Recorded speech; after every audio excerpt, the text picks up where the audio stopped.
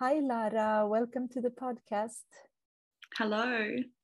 I'm so glad to have you here. We're speaking from different parts of the world, Sweden and New Zealand. And I want to start by asking you if you have any form of mindfulness practice or daily ritual or routine that you have to stay grounded and present in your life.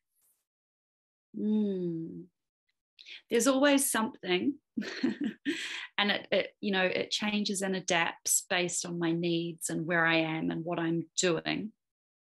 But yoga has probably been my ally for about 10 years or more, and especially at the moment I've been doing a tantra yoga practice, a meditation practice, which has been really powerful, chanting and breathing.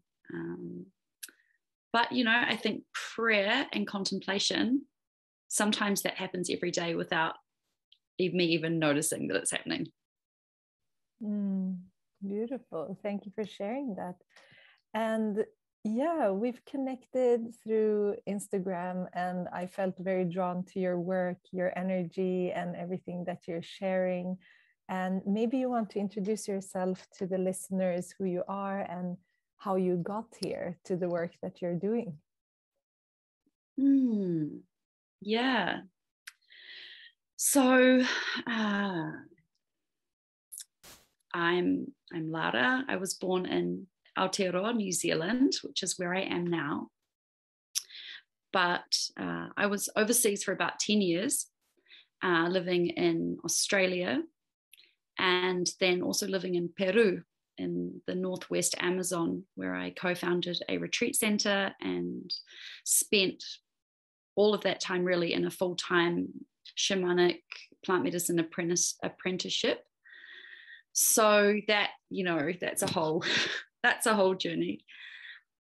But really, in terms of what we're talking about today, of course, and you'll know this from your own experience, there are threads that weave from very early childhood, I now realize. Threads of magic, threads of connection with a multi-dimensional experience. But, we were chatting briefly about Ishtar. And for me, the sort of launching off point into this topic that we're going to talk about today, the beginning of the descent, the beginning of the initiation of the dark goddess, all of that also came through Ishtar, or for me, she came as Inanna. And I was at the retreat center in Peru, and my husband and I had decided to separate. We'd decided that we were going to separate, and that was cool. And I'd been processing that for a few weeks. And then on the day of the Southern Hemisphere, so the summer solstice of December 2017, I was sitting by the river and I was just drumming, playing my drum, and quite often I will have this experience where I tune into the sound of the river and I start to hear music, sometimes coming from the water. And in this case, a tune came out and I just started singing. And the song that came was Inanna, Inanna, Inanna, Inanna, Inanna, Inanna, Inanna, Inanna. And I was like, oh, that feels good in my body, like this feels good. And so I was singing that song all day. I sort of like went into a trance with this tune, and it wasn't until I got to the evening that I sort of went, hold on, I'm saying Inanna. I'm sure that she's a deity or a mythological figure of some sort. And so I went and got we had like a Joseph Campbell Myths to Live By on the bookshelf. And I took that and I looked her up, and sure enough, I found Inanna, Sumerian deity. Her most famous myth is the descent of Inanna, and it's one of the core archetypal myths of, sort of like a feminine counterpart to the hero's journey. And I was like, okay, cool. That piece of information dropping in on that day was such a moment of grace, because what happened the next day, some things unfolded around the separation, some deeper layers and things that I hadn't been aware of, and a lot of things that happened building up to that, where my reserves of like strength, spiritually, mentally, and physically, were down to that last kind of 5%. I was just hanging in there, and this shift just took me out, and I literally fell into a, you know, if I hadn't had this mythological thread to hold on to, I would have thought that I was experiencing full-blown psychosis. I was in the underworld. I was in the world of the dead. I was having waking hallucinations. I could see ash all over the floor. I could see my bones. I could see spirit. Like, it was very intense. And I was like, Inanna, descent to the underworld, like, what's going on? And so that unfolded. And as I followed the breadcrumb trail of experience, often having an experience and then retrospectively getting the information that made me go, oh, that's that, you know, very much an organically kind of unfolding thing. That is what led me to what I call the Path of the Rose. You know, my Instagram account is the Path of the Rose. The name of my website is the Path of the Rose. And for me, that has been very much the path of initiation with Inanna and with the celestial cycles of Venus, which her core myths are so tied to. And I mean, roses, because I was in a plant medicine path, roses just started appearing everywhere. Like, I'd go to a hotel and there'd be roses on the bed, and then someone would give me rose tea, and then the receptionist would be called Rose, and I was just like, okay, roses. And, you know, roses are, you know, all plants hold a frequency of consciousness that could be like a microcosm of the macrocosm of the celestial bodies. So rose, as a plant intelligence, holds the frequency of Venus. And once, you know, again, these jigsaw pieces were fitting together. And at some point I came to realize that from the rose here on earth, through my body, to the planetary consciousness and the cycles of Venus and the deity of Inanna and all the other stuff in between, that became the cosmology and the mythology that has been informing my work for the last like 4.5, 5 years. And then that kind of leads us to today. Wow. I love that. Thank you for sharing. It's so powerful and synchronistic, and so you were very aware and conscious of the symbols and the signs. So I think that's really important on our path to be very, that's when we move from the head and thinking mind to really being open to experience and to see. So everything that came to you, you were very aware of it. It was leading you. So I think that's really beautiful. And I had this similar experience because when I did a journey and saw this this mythological creature, and she told her name and all of this, it wasn't in my conscious mind or logical mind. So the myths are really something, and these deities and beings and all of this is like, we just have to like be able to receive and to be receptive to these messages and the different faces of the goddess or gods or whatever we want to work with. So I think that's really amazing. And yeah, there's so much I want to ask, because I'm also very interested in the cycles of Venus, how that's a whole huge topic in itself. And you're completely right, because now we can see like that the rose path is really strong, and one can see the lineage from Inanna or Ishtar. It's just different names for the same deity. And then moving forward, and Isis and Mary Magdalene, it's just like continuing now. And I love that it's waking up. Why do you think it's being awakened in us right now?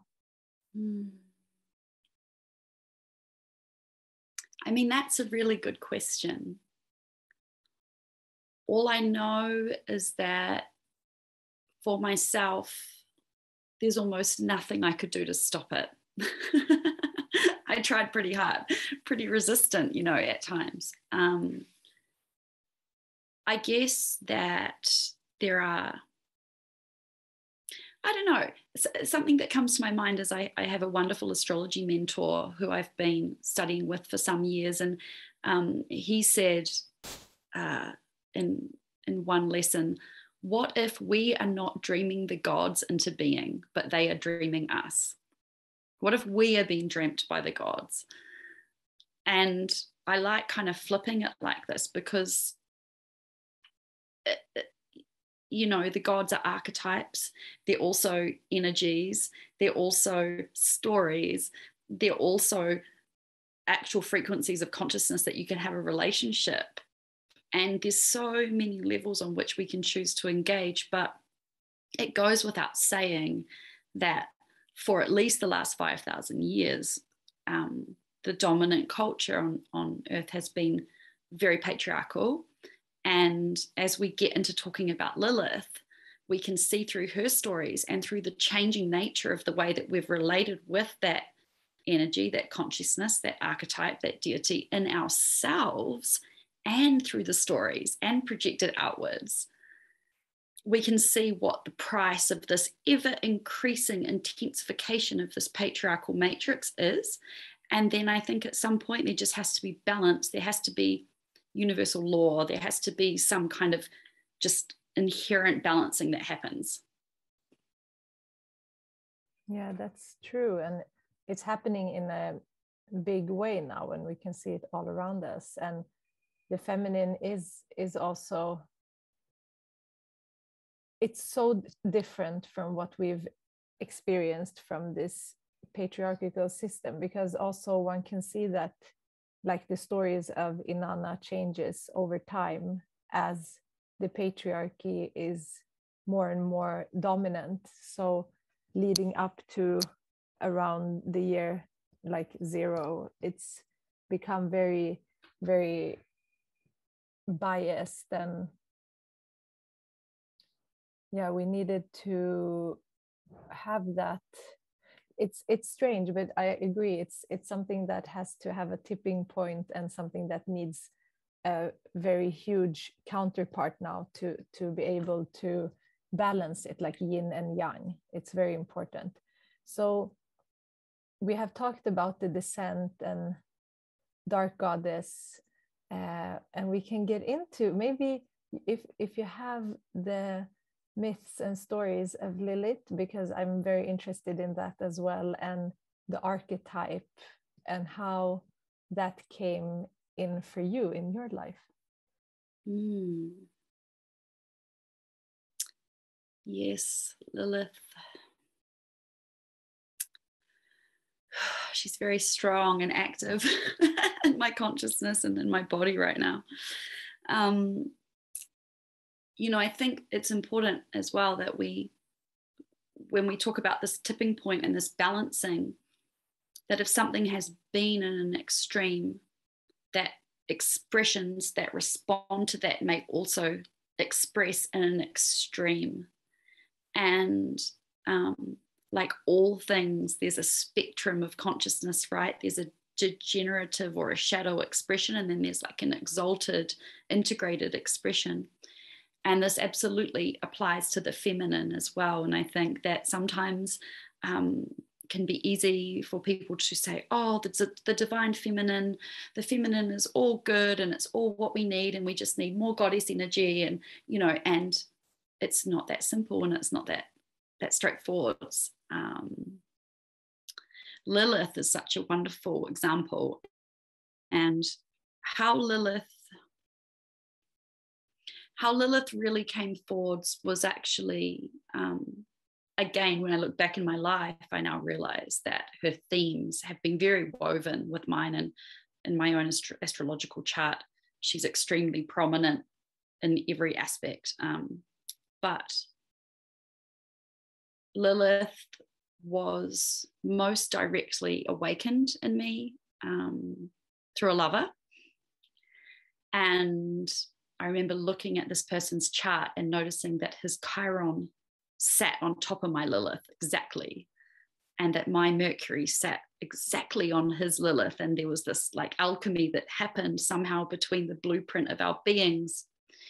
And what opened up through that experience, I mean, Lilith has a lot to do with sexuality as well, was all of the unconscious Lilith that was in me. It wasn't like with Inanna, she kind of descended into my consciousness, and she almost came down from the celestial realms. And there's always been these hard initiations, but with an exaltation. The initiations with Lilith have been extreme. They have been scary, they have been intense, and they have been painful. But they have taken me into places that I never would have willingly gone. Never, ever. And I said to someone, I'm like, this is like a bloody root canal for my soul.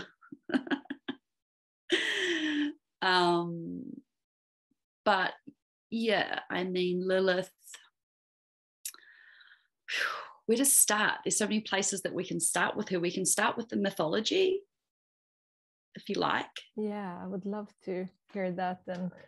And I've read it, some of it as well, especially connected to Inanna's stories. So I would love to hear, and also maybe the historical, shifts that happened in her stories. Yeah. Yeah. So the myth, I've been pretty deep researching it because I'm in the process of birthing this Lilith journey, this course. And she's such a complex figure that you could do a PhD on Lilith. You could study her for your whole life because her appearances are so broad.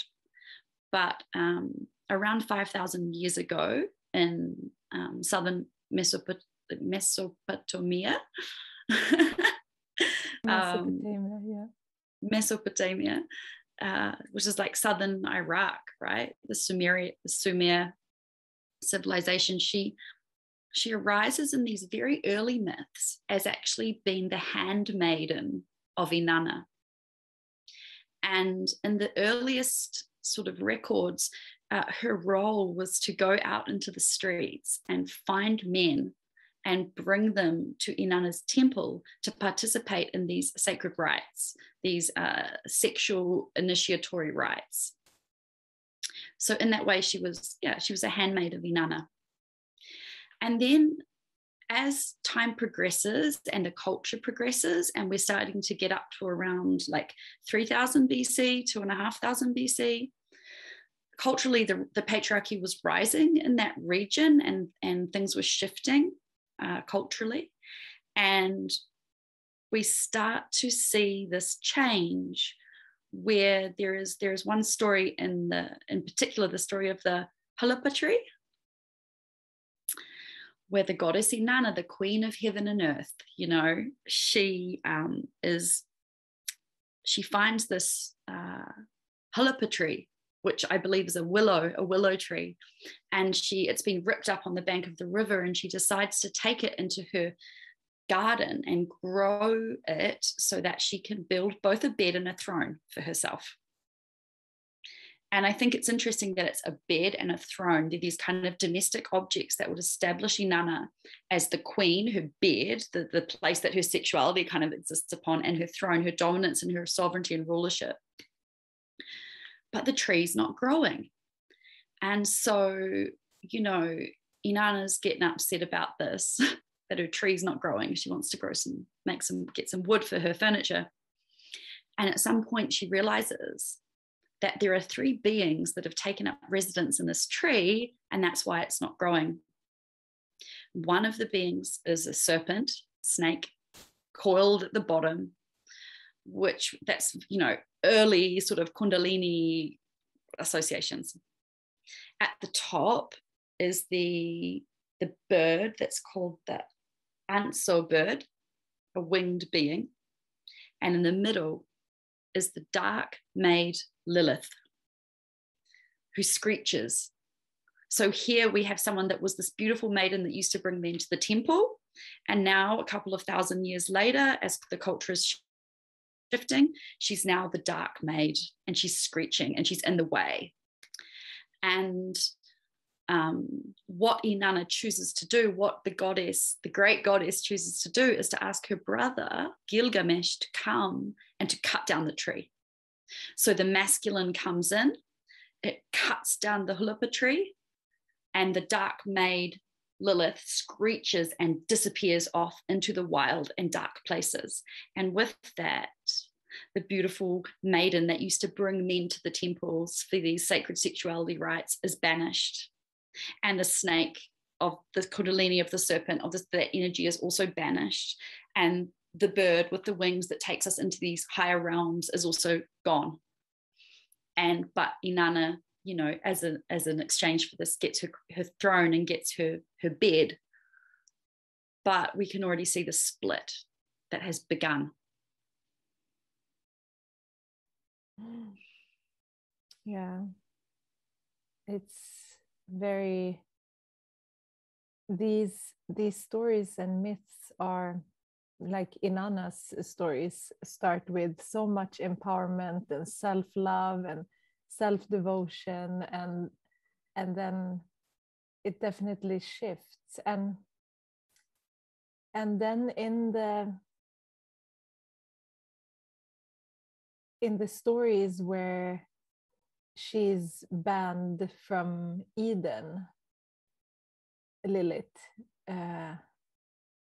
for wanting to be her, like in her sovereignty and independence, that's also where one can see that the feminine is, and the feminine is within all of us, no matter if you're male or female, but that aspect has to be suppressed in order for us to be approved. Because also from these stories that you mentioned from ancient Mesopotamia and this Sumerian tablets, it's very clear that there are two aspects of the divine that is portrayed there, and one is very accepting and wanting the liberation for people, and then one is the opposite, it's the enslavement, and that's aspects within us as well. Like, do we want to be enslaved or do we want to be free? And then when you move into that era that was over 2,000 years ago, it's where the focus shifts into the enslavement part. That's what we accept.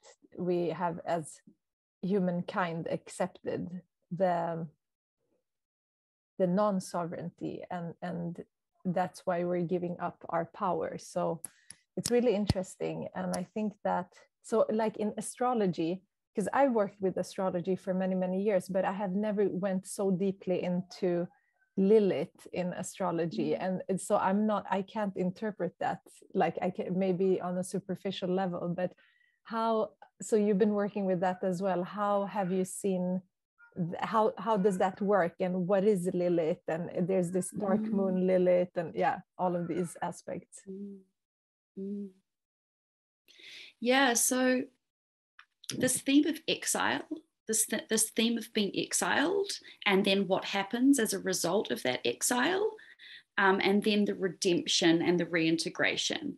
Those are the kind of fundamental things that keep coming back with Lilith, whether it's the exile culturally of our sacred sexuality, our raw feminine power, our intuition, our gifts of prophecy, our wildness, our instincts, that aspect of the feminine being exiled.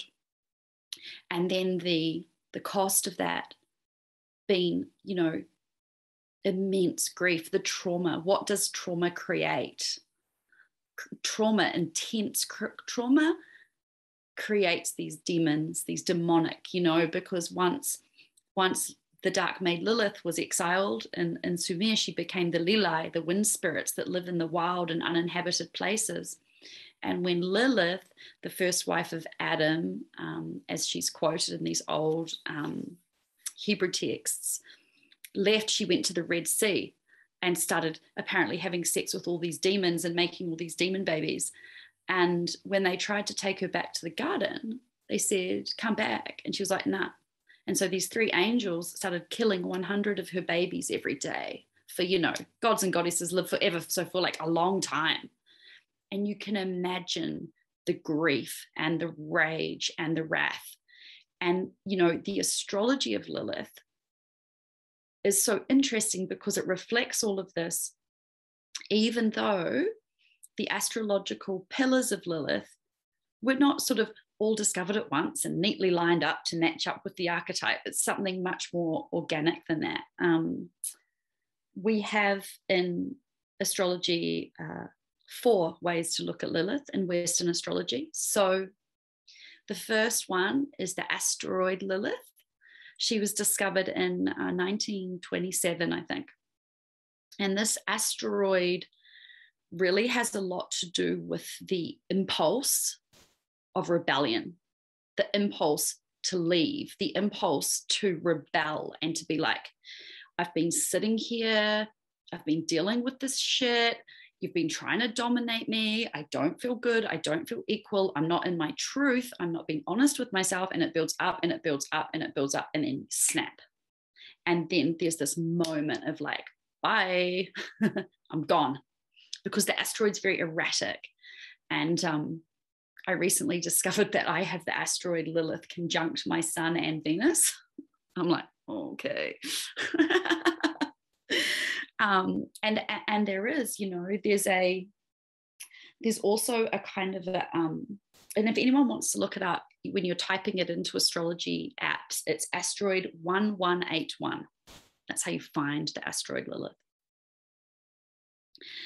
And then there's another aspect, which is called the dark moon Lilith. Dark moon Lilith is also what's known as the Waldemath moon. So the Waldemath moon has been speculated about for like hundreds of years. And basically what it is it's this mysterious second satellite, like the moon is a satellite of Earth, you know, and this is like this other moon, but it's hidden behind a dust cloud and they see it and then they don't see it. And then they just find its shadow and nobody really knows. This is the Waldemath or the dark moon Lilith. And this is very much the place of exile. And what happens in exile, what happens to the parts of ourselves, if we look at it psychologically, that we repress, our shadow.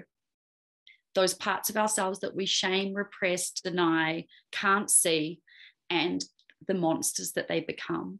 Our unprocessed trauma, our unprocessed grief, rage, shame, guilt, agony, our repressed sexuality, and the monstrous, wrathful form. You know, with Waldemath moon, dark moon Lilith, we see things like obsession, manipulation, addiction, codependency. I feel in some ways, you know, this like vengeful, like I will get my revenge, you know, when the very necessary and very relevant Me Too movement happened and became really prominent, you know, obviously a necessary and important thing, but Lilith, you know, both in her asteroid form as like enough's enough, but also in her Waldemath dark moon, name him, lynch him, get him, like just the wrath just coming out, this like very wrathful form. And because it's shadowed, it's hidden, it's often playing out in ways that are unconscious. So I heard something very awesome from I can't remember her name, but the lady that does the rewilding for women, that's the name of her website. She's awesome. And she works with Lilith as well. And she mentioned something about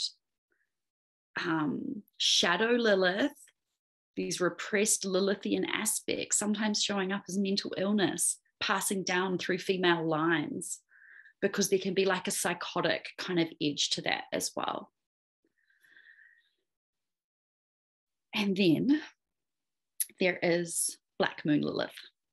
So the name of the journey that I'm birthing, the name of the course that I'll be opening the doors to in a couple of days, is called Black Moon Rising.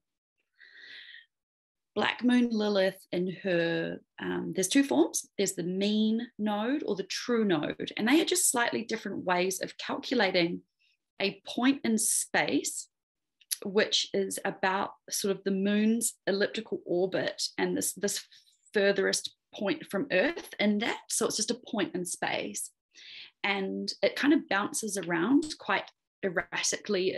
So that's the true node of Black Moon Lilith, or the mean node is where it's averaged out, so it's more stable. So right now, at the time of this conversation, the mean node of Black Moon Lilith is conjunct the north node of the moon in Gemini. And so we're Gemini, chat, we're talking about Lilith, and a lot of people are talking about her themes right now. I'm really noticing it. So those are the 4 pillars astrologically of Lilith and what they kind of engage with. It's very interesting. So that's like a whole different way of, just like the path of Venus as a morning and evening star. That's like a whole different way of diving deeper into these feminine and inner aspects of our blueprint. So I think that's really amazing. So the asteroid could be at one point, and then the dark moon is in another point in your chart, right? Mm-hmm. Yeah. And then the black moon somewhere else. And what's crazy in my chart is I've got the asteroid here in my first house with my sun and my Venus and my Mercury and my ascendant, and then directly opposite my ascendant is the Waldermath dark moon, and then down at the bottom is the dark moon. So she's forming this like T on my chart, like she's just like, here I am. Wow. And how could you see that chart? How did you find it yourself, or is there a website where you can find that out? Yeah, absolutely. So the astrology app that I have on my phone doesn't have all those points. Astro.com is quite a good free one. And if you go into extended chart selection, and you can go down and you can put in that, type in the asteroid, you can add in true, mean, Black Lilith and dark moon Lilith. You can add them all in and see where they are at. Yeah. That's beautiful. And so journeying with Lilith and this program that you've developed, what does that mean? And for who is this? Because for me, it's like really interesting to see the types of things that women go through. So you mentioned like emotional health, mental health, and also like the physical health of our cycles and all of that. How have you seen that it all comes together and are connected?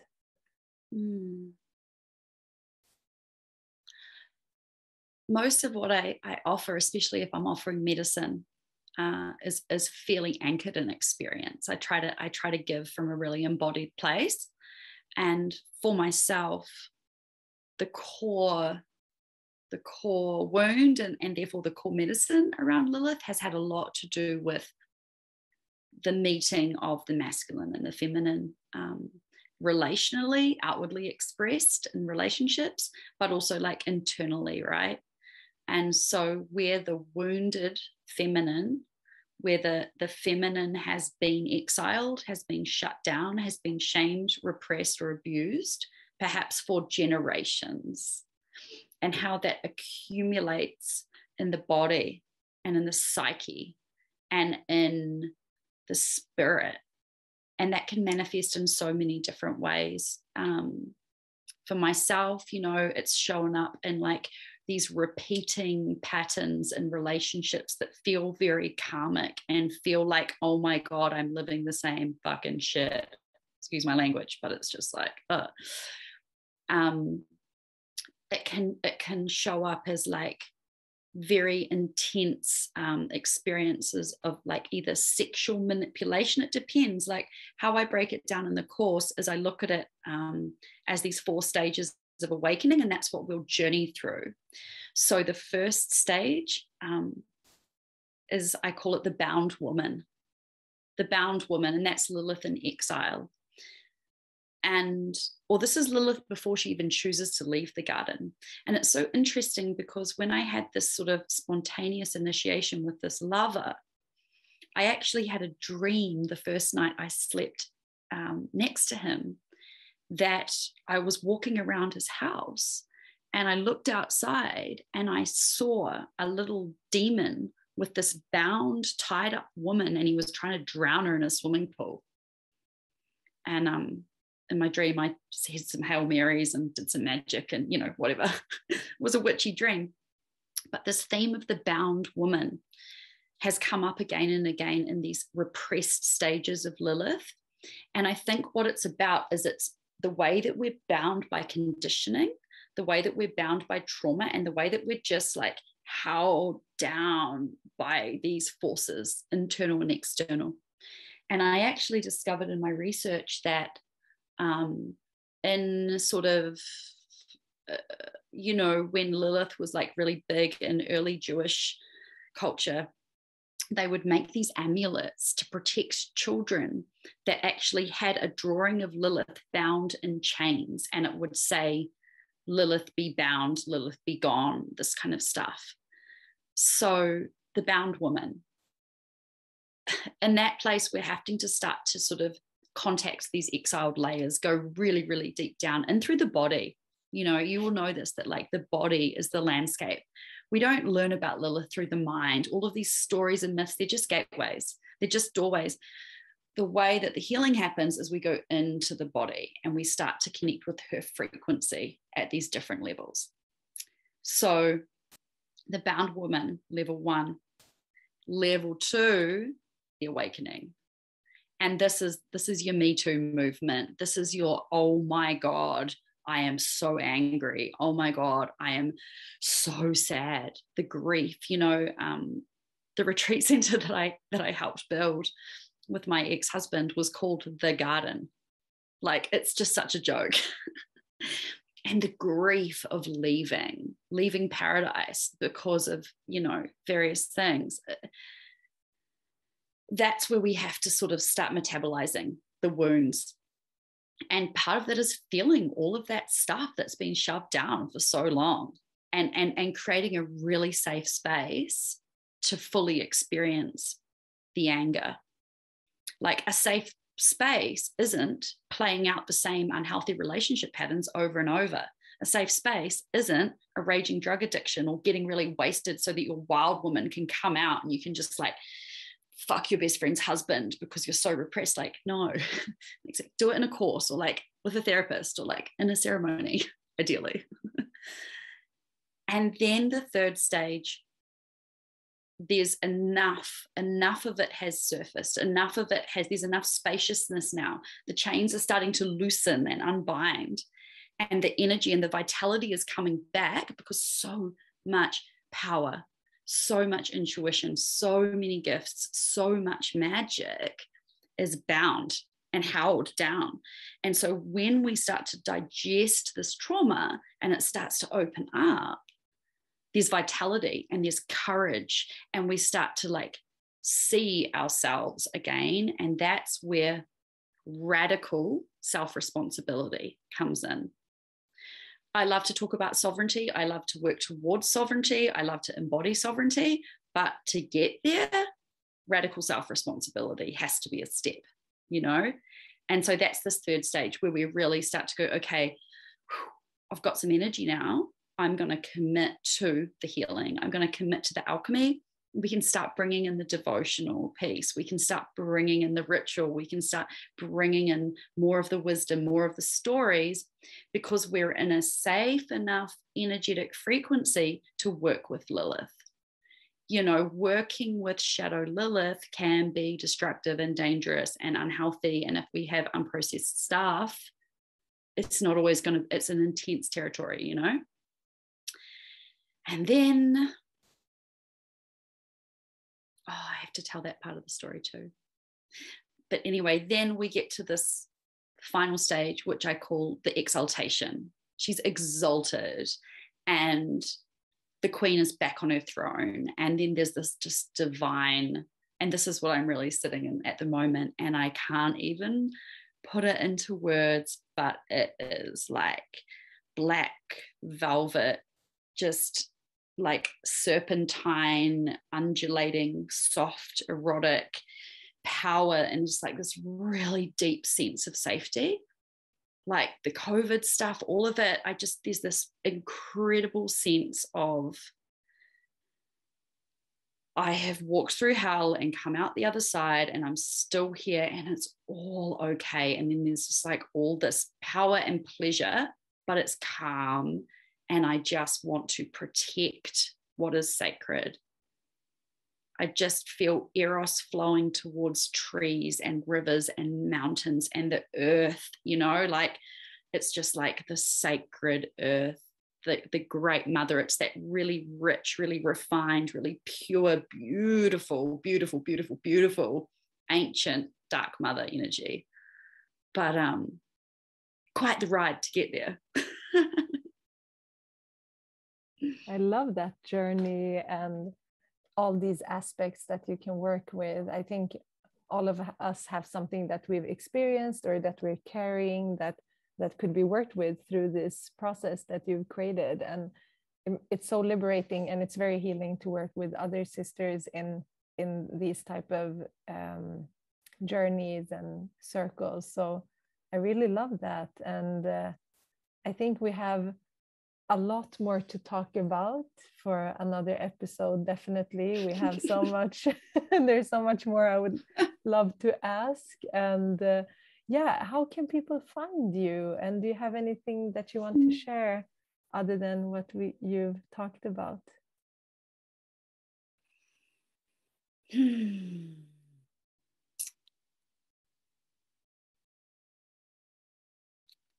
I think for now, there's so much more, as you say, but maybe if I just share one tiny little more story.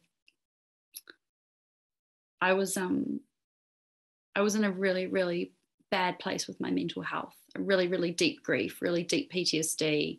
And I was experiencing the raw, visceral emotional pattern of like obsession, which I think had always been underlying, but it came right up and I was in it and I could see it, but I couldn't stop it. And it was very scary. And I was somatically working with this. So sitting with this frequency of this obsessive looping desire. And I sort of gathered it all up and put it in a ball and popped it out in front of me. And I was like, what are you?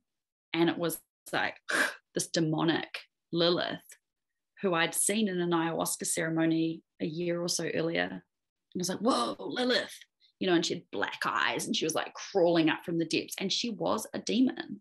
She was so intense. When I said to her, whoa, okay, no wonder I don't feel very good. I was like, what do you want from me?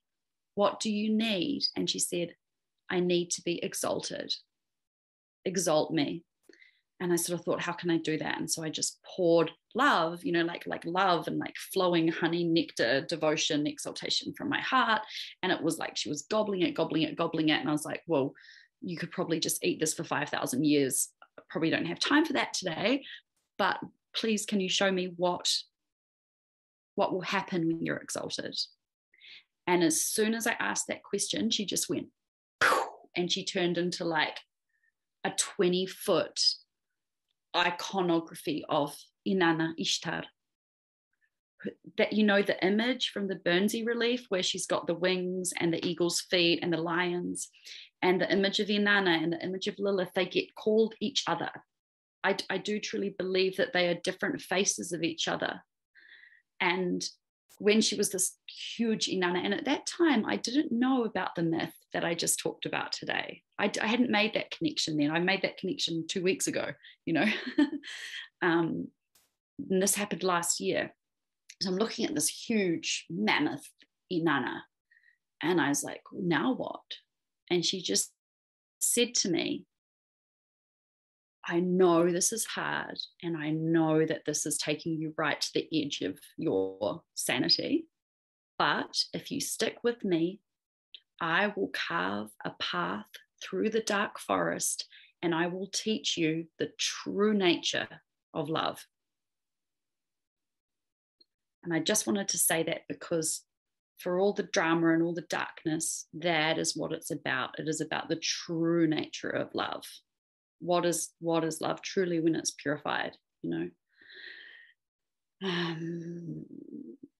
And so that's what we'll be exploring. My website is pathoftherose.com, and the program is called Black Moon Rising.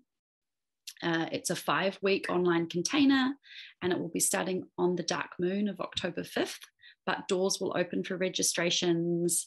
I just have to do some more techie stuff like tomorrow and the next day, so probably Monday. Yeah. That's amazing. I hope a lot of the listeners resonate with this and they can connect with you, and I'll share all the links for your website and everything in the show notes so they can connect with you. And I'm so grateful that you took your time today to share so much wisdom and healing, just listening and healing through it. So I'm so grateful. Thank you so much. Thank you. So fun, so good. I love talking about this stuff.